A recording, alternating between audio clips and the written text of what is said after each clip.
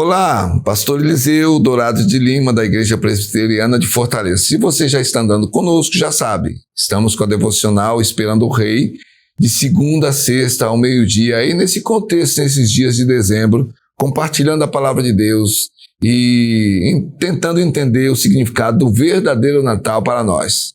Então, curta o nosso canal se você já é inscrito.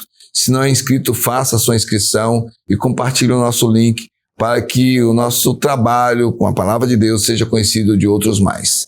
Estamos caminhando aí durante esse período agora e nós vamos continuar, porque para contrastar com aquilo que se pensa ser o Natal, nós temos, na verdade, o que a palavra de Deus diz a respeito disso.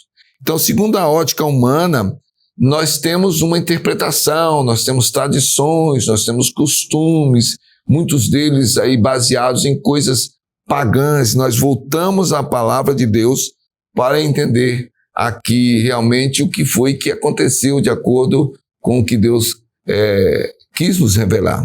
Então, no episódio de hoje, talvez alguns levem um susto aí, porque o que nós temos na palavra de Deus não apoia a ideia de 3 reis magos chegando na estrebaria, ajoelhando-se ali diante de José e Maria, lado a lado com os pastores, não é?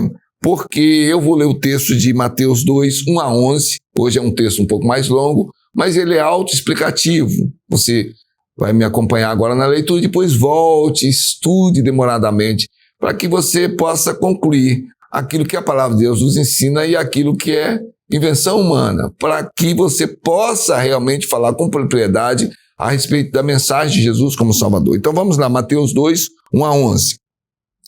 Tendo Jesus nascido em Belém da Judéia, em dias do rei Herodes, eis que vieram os magos do Oriente a Jerusalém e perguntavam: onde está o recém-nascido rei dos judeus?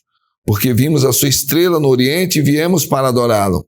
Tendo ouvido isso, alarmou-se o rei Herodes e com ele toda Jerusalém.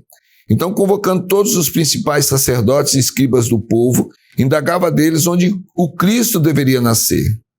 Em Belém da Judéia, responderam eles, porque assim está escrito por intermédio do profeta: e tu, Belém, terra de Judá, não és de modo algum a menor dentre as principais de Judá, porque de ti sairá o guia que há de apacentar a meu povo Israel. Com isso, Herodes, tendo chamado secretamente os magos, inquiriu deles com precisão quanto ao tempo em que a estrela aparecera. E enviando-os a Belém, disse-lhes: ide informar-vos cuidadosamente a respeito do menino, e quando tiverdes encontrado, avisai-me para que eu também possa adorá-lo. Depois de ouvirem o rei, partiram. E eis que a estrela que viram no oriente os precedia, até que, chegando, parou sobre onde estava o menino. E vendo eles a estrela, alegraram-se com grande e intenso júbilo.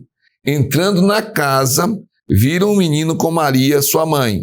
Prostrando-se, o adoraram e, abrindo os seus tesouros, entregaram-lhe suas ofertas: ouro, incenso e mirra. Então, nós não temos informação de quantos reis eram, quantos magos eram.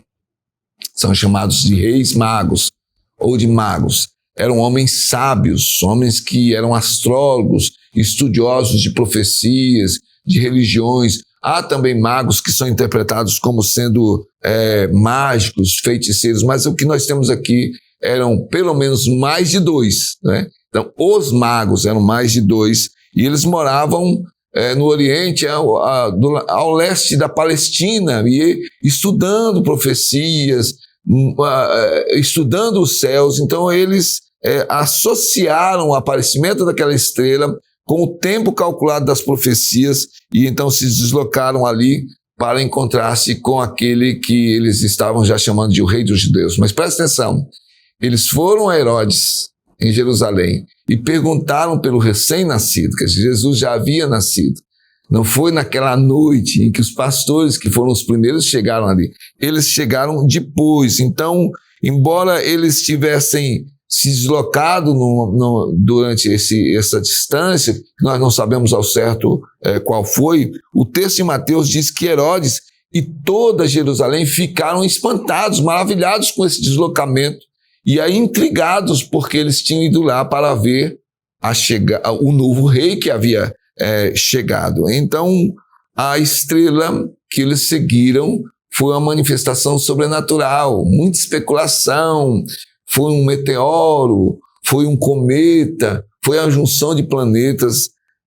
Gente, nós temos aqui em Mateus a descrição de algo sobrenatural, um corpo celeste na nossa atmosfera, se deslocando de tal forma que pôde parar sobre a casa onde Jesus estava ali. Então, com o apoio do versículo 16, que já vai nos dizer, depois da fuga dos magos, porque eles foram avisados por Deus que Herodes não queria adorar o rei, ele queria matar, na verdade, não é? Então, quando nós chegamos no versículo 16, nós vamos ter a informação de que Herodes havia ouvido dos magos que o rei havia nascido já durante algum tempo. Então, ele mandou matar crianças meninos de 2 anos para baixo, o que nos leva aí a concluir de que Jesus já tinha, então, alguns dias e alguns, querem até dizer, alguns meses já de nascido. Há muita discussão a respeito disso, mas o fato é que a manifestação é da providência divina. Esses reis abriram seus tesouros. Não quer dizer que eles deram só ouro, incenso e mirra. Eu quero citar, mas diz, abriram seus tesouros. Mas o que importa é que nós vemos a providência divina, porque logo depois José e Maria teriam que fugir para o Egito. E é lógico, Deus providenciou através disso recursos que dariam então a condições deles se deslocarem. Então, gente, não eram 3 reis magos, por causa da citação do ouro, incenso e mirra. Eles não estiveram diante da manjedoura. Não tem dias, aí não tem 6 de janeiro, que comemora a chegada dos magos. A Bíblia não cita os seus nomes. O que nós temos aí é que homens sábios de uma outra região foram tocados por profecias e seguiram a estrela. E então esses homens ricos, poderosos, se dobraram diante do menino Jesus quando o encontraram, porque reconheceram nele o Messias. Então nós não podemos perder tempo com tantas especulações. A nós nos cabe fazermos aquilo que os magos fizeram.